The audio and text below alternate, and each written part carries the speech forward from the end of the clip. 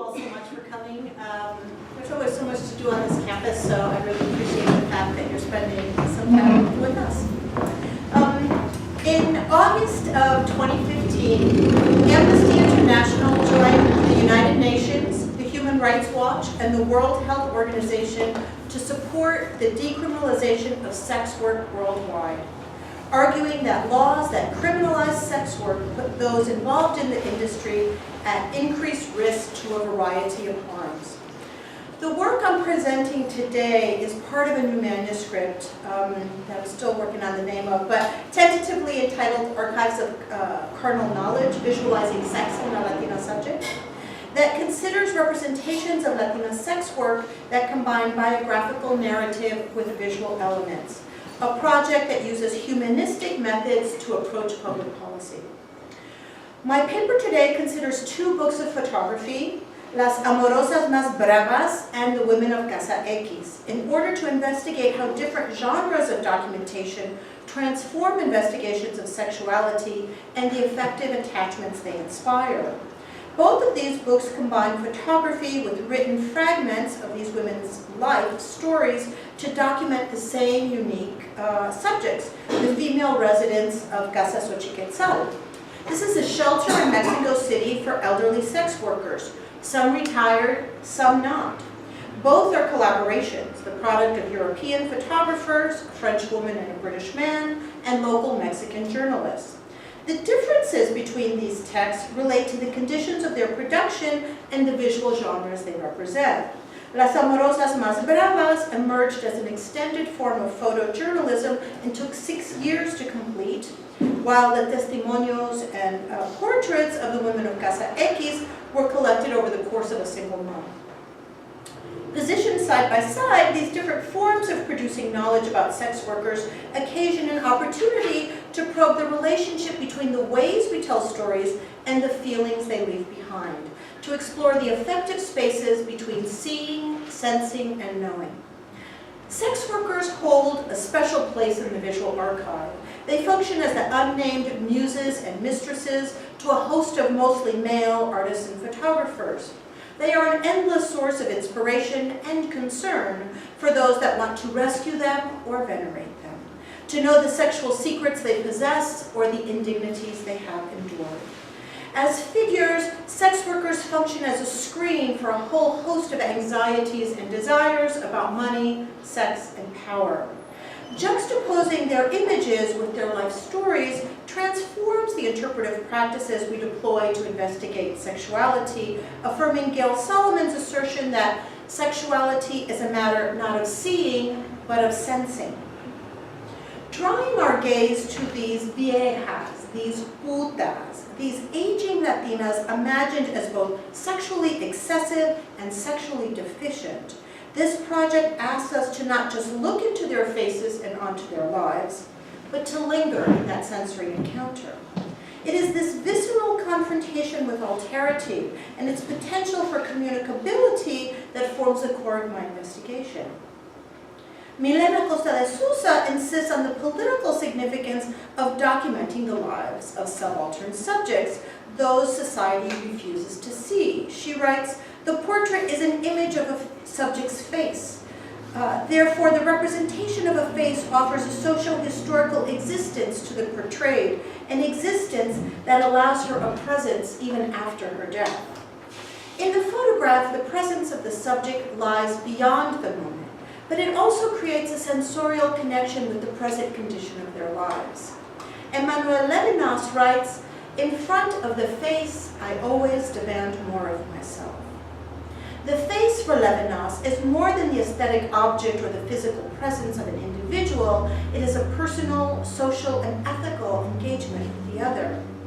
Levinas makes clear, however, that the image also exceeds representation of the subject. Looking is an elusive kind of understanding. He writes, "Expression, or the face, overflows images." Something more hovers around our encounters with the visual depictions of a life. The question that remains is, under what conditions does a bond with the other become possible? What do we see and how do we sense the presence of another? If philosophical discussions have asked how we might recognize the experience of the other, investigations of visuality ask how do we see the experience of the other. Sontag writes, to photograph people is to violate them by seeing them as they never see themselves. This connection between sexual metaphors of violation and the carnal knowledge that photography promises but never delivers is highlighted in an optic field where race and sexuality are presented as spectacles of consumption. If sexuality is that which can never be fully seen, race functions as that which is imagined as always already visible. Ethnographic portraiture has instantiated a particular fascination with the spectacle of racial and sexual difference and has installed its own visual conventions of representation rooted in the colonial enterprise. Focusing on these unimaginable sexual subjects of contemporary urban Mexico, this project asks, what does seeing tell us about the sexual experiences of those whose life stories we are invested in consuming? How does the narrative voice of the speaking subject complicate our engagement with the aesthetic representation of their lives? A bit of history. So, La Casa Xochiquetzal was created in 2006 in the Tepito section of Mexico City. Like most nonprofits, its origins sort of shift depending on who's narrating. The story, it's the only one of its kind in the Americas. The story generally goes that Carmen Munoz, who was herself an aging sex worker, was working one night and encountered 3 elderly women sleeping under a tarp on a corner. And that night she said she committed herself to putting a roof over their heads. Soon afterwards, several other important feminist figures start to get involved with the project, and these include Maya Godet, Marta Lamas, Jesusa Rodriguez, and Elena Poniatowska. And so eventually they secured a building, they acquired financing, consolidated support from different sectors of the state, and secured a building which they named Casa Xochiquetzal. So the first book I'll be discussing is Las Amorosas Más Bravas. And this was published in 2014 in Mexico. It's a collaboration between Benedict de Cruz, a French female photographer, and Celia Ramos Gomez, a Mexican journalist. Drawn by the publicity surrounding its founding, De Cruz had begun to take photographs of the residents of this house and eventually sought out a local journalist to help her publicize the story. And so several versions of this appeared in the Mexican press, international press, and some in English. The book was finally published in Mexico. During this time, they visited and lived with these women for extended periods of time, documenting their lives through interviews and photographs. The book's title, which I might have translated as Lover's Most Fierce, also comes with a brief insert in English that's called Tough Love. And it's written as a kind of long-form journalism, interspersing extended quotes from the residents with sustained description and analysis. So the opening section includes this passage. Living together and getting along hasn't been easy. Though several Casa Xochiquetzal residents knew one another, they weren't friends, since they always competed for jobs. They may not even be friends now. Survival made them tough. They're wise, fun, good storytellers with strong imaginations. They tend to distrust, don't build lasting relationships. They like analyzing everyone else's weaknesses and strong suits. They're born observers, practical psychologists. They eat life with a spoon, or they bite it as might be required. The opening text tries to capture the collective complexity of the house's residents, presenting them as neither helpless victims nor romanticized heroines. In Las Amorosas, even as there are numerous extended quotes from the residents, the protagonist that emerges at the center of the narrative is the house itself, the collective space, and even in this quote we see that the women are often referred to in the plural, as if they share a single personality. Even as Las Amorosas is about documenting this house and its residents, it's also in a way a pedagogical project intended to educate and advocate for the dignity of those stigmatized and forgotten. And it includes a link to a website that provides information on how you can contribute, and I'm happy to share that afterwards. The structure of the book consists of alternating sections of extended prose, followed by pages of photographs that are not accompanied with any sort of narrative description. In the book, the individual residents are named in the quoted passages, frequently using nicknames. However, they're left unidentified in the photographs, further enacting a kind of de-emphasizing of individual residents. Even as most of the text is structured around life stories and personal anecdote, there's no attempt to sort of align the story with the photograph. Photojournalism as a genre provides visual documentation as evidence in the production of news. As a state-subsidized house for elderly sex workers, that certainly constitutes news. But the particular circumstances or life story of any one resident only acquires meaning relative to its ability to illuminate the larger narrative. The one, anyone, is able to stand in for the whole, to depict the story that is Casa Xochiquetzal. So, drawing on a seemingly odd, dare I say queer, juxtaposition of aging bodies and overt sexuality, the authors of Las Amorosas Más Brava frame the house of Casa Xochiquetzal for an intended audience that supposedly has no knowledge of how these women live, not because they're foreign, but because they're invisible. So very often, photojournalism aims to make knowable a segment of society that has been constructed as hidden from view. Therefore, it thrives on fabricated narratives of the unknown and the unseen.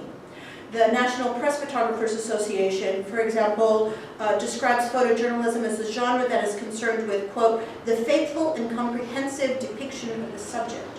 But in the process, it constructs an insider-outsider binary where the viewer is never imagined to be the subject. In many of the photographs, we see these women sweeping, sleeping, eating, and sharing a life together, and I'll show just a few of these. But the authors also make a point of showing us images of these women applying makeup, putting on high heels, and taking to the streets dressed in their finest attire. In other words, carrying out the rituals of gender so often associated with their profession. It's important to note that many of these women continue to work as sex workers, servicing clients, some of whom they've known for over half a century. And this is a freedom that is understood as a foundational premise for the house. As part of the imperative of photojournalism, these images confirm the fact that these really are sex workers, and they provide visual evidence of the deviance from social norms and expectations that make this a newsworthy project in the first place. Very often, the photographs depict the intimate space of their private rooms. Photojournalism structures a way of seeing and knowing that brings the viewer into the spaces of the other. In the process, the presence of the photographer seems to disappear, and we, the audience, function as reluctant yet willing voyeurs who gain access to the intimate and private sphere where these unknown subjects dwell.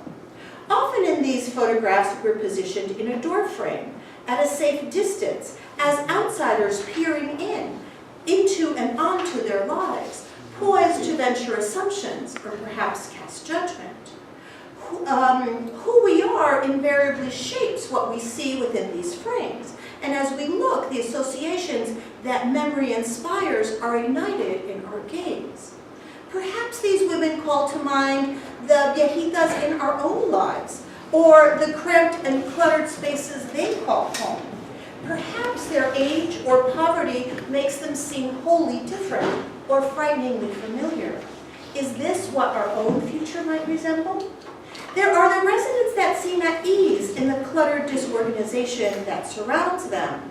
And then there are those that seem to be consciously posing for the camera, either hopefully in self-styled expressions of glamour, I think such as this one, or perhaps begrudgingly in response to the photographer's hail. But, I know, it's beautiful. But very often the camera seems to sneak up on her prey, capturing a moment that might never have been intended for prying eyes. Within the visual register of photojournalism, the precarity of these women's lives functions as the necessary precondition for our visual access.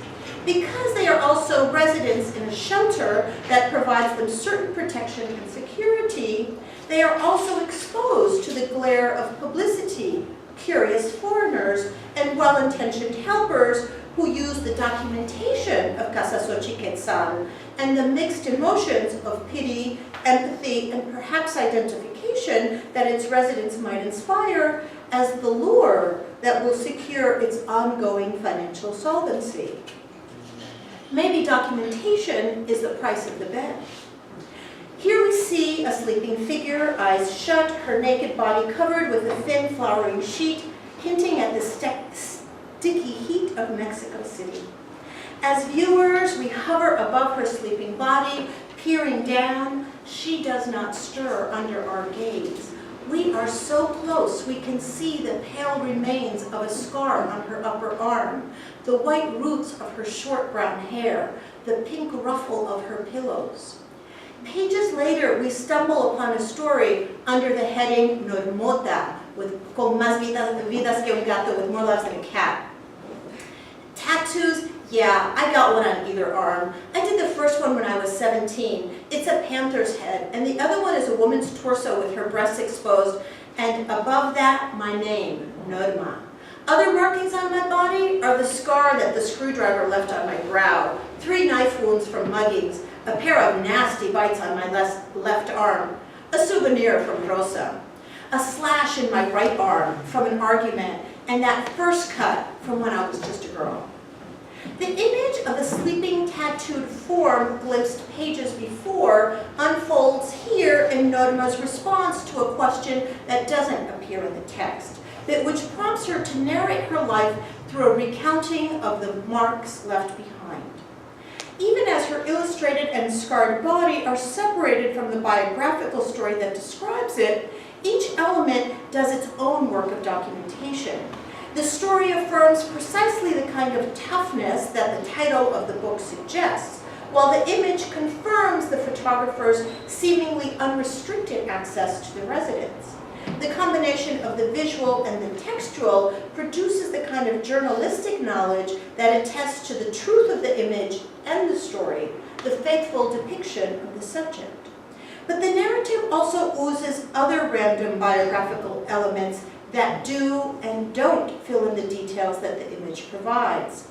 Jumbled together in a few short pages, Norma tells us later that es mujeriega. The father of her firstborn son was a travesti named Arturo, now called Erica. She lists off a long list of female lovers, including Rosa, a taxi dancer and occasional prostitute who was her girlfriend for 13 years, the same Rosa who left bite marks on as souvenirs. But Norma says she's too tired for women these days. The story moves back and forth in time, and in these pages, she talks about her children and her childhood. We learn that at 14, she crossed the border, went to San Francisco, and worked as a babysitter. We learn that she spent 5 years as a lucha libre wrestler under the pseudonym La Sombra. She tells us that once I slit my wrist 25 times with a razor blade because I didn't think life made a lot of sense. Today, she has heart problems and a few extra pounds. She ends her narrative by saying, I've got my regular customers. I may be old at this point. I am what I am, but you never forget your old tricks. The portrait that emerges of Norma, the sleeping tattooed figure, slides out of the dingy confines of her mixed-matched sheets and reappears in the reader's imagination on a lucha libre stage, in a posh apartment in San Francisco, tending to crying babies, in a park, fighting with her lover Rosa, who wants more money than Norma can provide. The images and the stories, each partial and incomplete, resist any kind of narrative closure. Yet the sense of transnational adventure, queer lovers, loved and lost, and longing for the possibilities that youth promises remain, becoming more powerful than any coherent narrative describing the plight of elderly sex workers in Mexico City. In their introduction to Feeling Photography, Elspeth Brown and Tai Fu acknowledge that studies of image making that have emphasized representation and the disciplinary construction of meaning have, quote, generally been less instructive in providing a full account of alterity. Instead, they suggest, quote, a focus on feeling allows photo scholars a rich theoretical terrain to reimagine the complex relationship between images, power, and subjects. Oh. Reading and seeing for feeling rather than for meaning opens an interpretive space that challenges the evidentiary logics of knowledge production. Following our querido José Esteban Muñoz, as a methodological mode of interpretation, lingering in the affective spaces the sensorial pries open registers a queer form of evidence, quote, an evidence that has been queered in relation to the laws of what counts as proof. Reading for feeling, however, also raises new questions. If the intent of these authors is to raise awareness and money, I wonder precisely what affects are called upon to create care for one another. Is it pity or compassion, identification or the affirmation of a desired distance? Let me turn now to my second object of analysis, the Women of Casa X, to dive deeper into the effective possibilities that the juxtaposition of narrative and photography instantiate. This book was published in Amsterdam, featuring the work of London-based filmmaker and photographer Malcolm Venville. Rather than photojournalism, these studio portraits function as works of art, and aesthetics, rather than representation or advocacy, function as the primary consideration. In addition to Venville's portraits, the book includes brief translated and transcribed first-person narrative texts composed by Amanda de la Rosa, the Mexican journalist Venville hired to interview these subjects over the course of a single month. Unlike Las Amorosas Más Bravas, here each section consists of the subject's full name, one, sometimes two, color portraits, alongside a corresponding short personal testimonial. Little is known about Amanda de la Rosa, the woman who interviewed, compiled, edited, and translated these brief testimonials from Spanish into English. The interviews consisted of two questions. Tell me about your life, and talk to me about the men. And so already, if the first text was more about the relationship with one another, here the emphasis is on the relationship to men. The color portraits are all shot using an ebony 4x5 camera against a muted blue-gray background, bringing to these unlikely subjects the classic conventions of formal studio portraiture. In many of these photographs, the women, who are all between 50 and 90, are nude or in various stages of undress, radically altering the conventions of erotic image making. Rather than present the visual tropes associated with sex workers, Venville focuses in on the faces, bodies, and gestures of these women who dare to stand naked before him and us. Remarkably little is noted in the text about how this creative collaboration between photographer, interviewer, and models occurred, how the stories or the portraits were solicited or compensated. In the very brief introduction, De la Rosa states, the original plan was that they would pose dressed, so it took me by surprise that they agreed to the photographer's suggestion that they can undress in front of the camera. Except for Aurelia. She doesn't remove her clothes, not even for bathing. So some of the portraits, the women are nude, and some they're not. The woman on the cover is Raquel Lopez Moreno, and in her narrative, she describes working as a maid and as a seamstress after her mother died, and nostalgically recounts learning how to make stuffed animals. But early on in her life, her sexual history had already colored her social possibilities. She states, I had already had mi fracaso, and once you're not a virgin, men don't treat you right, and they don't respect you. Of her first time selling sex for money, she states, I watched the women that worked the plaza, and it looked like they were doing all right, and I said, it's nothing I couldn't do. And so began her life as a sex worker. Her portrait, which graces the cover of the book, has her standing in profile, her arms by her side, her face turned to look at us. She's only partially naked, topless, with pantyhose covering a pair of red underwear. Hers is a serious expression. In fact, she looks stiff, as if perhaps she is unaccustomed to having her photograph taken, yet adept at following the directions of the photographer who has directed her gaze. The look on her face is one of neither shame nor seduction. Her age is not stated. The deep lines in her face and hands are contrasted with the smoothness of the skin that covers her breasts and belly. Even here, partially nude, we see the marks of her own self-styling, the beaded bracelets wrapped around a digital watch, the hint of lipstick, and what appears to be a wig. There's also the mark of the state, the circle left behind from a smallpox vaccination, and of course I have one too. Exactly. The reader is presented with a few paragraphs of first-person narrative, and Raquel tells us that today she lives in Casa Xochiquetzal with a pet chameleon that she keeps in a plastic bag. We get this story and this photograph, and in her face, we look to see the traces of the girl who, having already lost her virginity, found sex work as a way to make ends meet. I realize that standing before this foreign masculine stranger, following his direction to look here or stand there, might in fact be a rather familiar experience for these women. In their poses and gestures, we might in fact be able to discern their relationship to the sex work they perform and the men that they service. Are they compliant workers doing a job, or do they search for the possibility of pleasure in their random liaisons with their clients?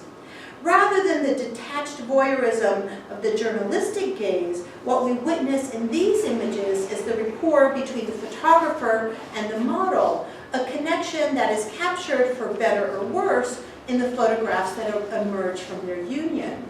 Yet the brief stories they tell of abusive fathers, husbands, and clients, of the risks and rewards of sex work, unsettle the visual encounter with the aesthetic object, inviting us to project a sexual history and an affective presence onto the faces and gestures of those staring back at us. The following pair of images are of Sofia Priscilla Aparición. Her nickname is La Rubia, one of the youngest residents and one of several women in the house who continues to earn money through sex work. Her narrative begins, "Falling in love is horrible. I tell you honestly, it's awful, and I hope it never happens to me again. How can you fall in love with something as worthless as a man?" She describes turning to sex work later in life. She says, "No one told me how you do it. I learned on my own. I was 40 then. I'd go out to sell my candy and pants and sneakers. The miniskirt and high-heeled girls don't steal clients from me. Men come after me without me having to chase them." She goes on, "It's a job like any other, and there's nothing to it. They're looking to satisfy their instincts, they give you your money, and everybody's happy." In the photograph on the left, you see her as she might dress to sell candy in the market, demure yet smiling, and dressed for comfort and utility as she navigates the streets of Mexico City. As a pair, these photographs work to reveal what is underneath, revealing not just her body, but the imagined sexuality that lives beneath. The different poses are, of course, quite striking. In the first, her hands are folded, resting over her sex, in a familiar gesture of ladylike reserve, a body closed unto itself. In contrast, the second image is reminiscent of a pinup magazine, a classic pose of sexualized femininity. One hand on your hips so that you create a more curvaceous figure, one hand above your head to elevate your breasts. It's an old trick, okay. So besides that, whereas in the first photograph her head is pulled back, in the second it's pushed forward and skewed slightly to the side. The smile is more inviting, and her eyes look up just a bit seductively. We sense she is enjoying this interaction with this foreign stranger whose camera and attention are focused only on her. From her story and the easy demeanor of her narrative, I imagine she is a generally happy person. In her narrative, she tells us that one of her clients has hired her to clean and to take care of his children. She tells us they're friends now, and he and his new wife visit her on occasion. Her narrative ends with her saying, "I have no regrets. This is the life I was given." Finally, this is Paola Pacheco Juarez, and her story describes how she came to Casa Xochiquetzal after being arrested. She tells us she's been sober 10 months, and that the necklaces she wears are related to Santeria. The oldest child of adult alcoholics, she describes working the cantinas at age 13 and remembers, "I'd drink and let any old, ugly, cologne-drenched asshole grab me, but only as long as that money was right on the table." So I ended up in a dive cantina drinking rot gut from a jug until things would go blank. The 5 children she bore and abandoned have left their traces on her body, and she dreams of one day finding them. She declares, "I hope things can be different." Standing naked before us, I tried to imagine the other moments in her life when she might have been called upon to strike exactly this pose. I tried to imagine her at 40, at 20, at 13, the effective haunting of memory that the narrative projects back onto the image. Photojournalism and formal portraiture both function to produce effective attachments to the subjects they depict, even as the expectations we bring to these forms work to authorize and validate different kinds of knowledge production.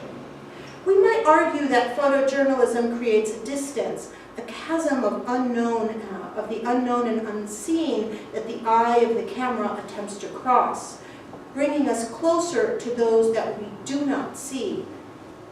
While formal portraits stage an encounter with the face of the other, the fragility of their lives that we cannot ignore.